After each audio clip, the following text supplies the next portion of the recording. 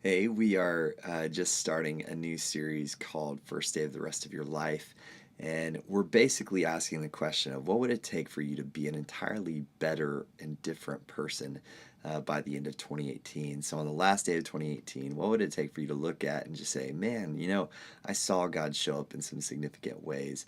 And most people typically will answer that question of what would it take by saying it'll take a routine, it'll take a new habit, it'll take a new thing, it'll take me getting to the gym, or it'll take me eating less or eating more or doing something else. Uh, but what we looked at last night is Genesis 1:26 through 28, where God creates Adam, and then the first full day of his whole life, um, God says, you're gonna display my glory in everything that you do and everybody that you meet and all these different relationships you're gonna have and your jobs and all this stuff. Like God's gonna make himself known through you in your life.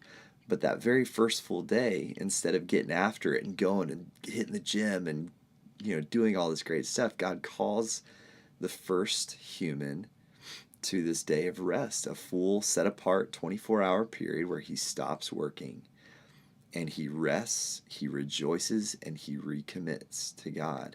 And we see that rhythm in Psalm 95, where there's this whole idea of rejoicing, resting, and recommitting.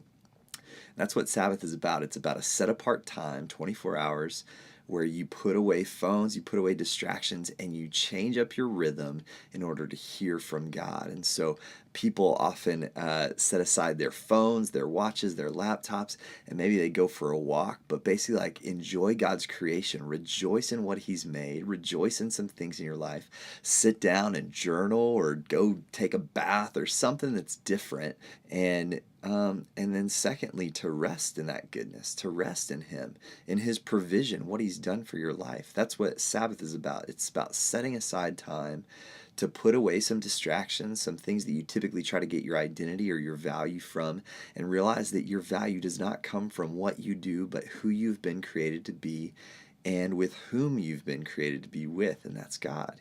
He wants your heart, He wants your attention.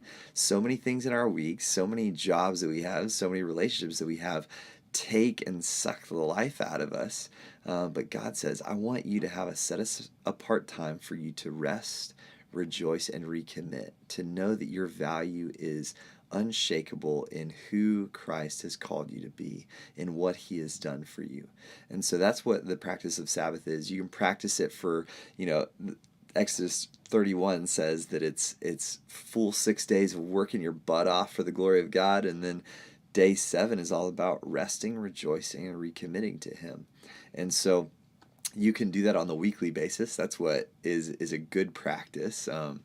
But then there's also the practice of doing it daily, where before you begin your day, that you take a moment to set aside some distractions, maybe some things that are freaking you out, causing you some anxiety, and you just take a moment to rejoice in God, in who He is, what He's done in your past, to rest in His good work, to know that today He is going to be with you, and then finally to recommit yourself to Him before your day really gets going. So that's kind of a weekly practice and a daily practice that you can do to rest, to have Sabbath, to enjoy God, to refocus, to take those moments to rejoice, to rest, and to recommit to Him.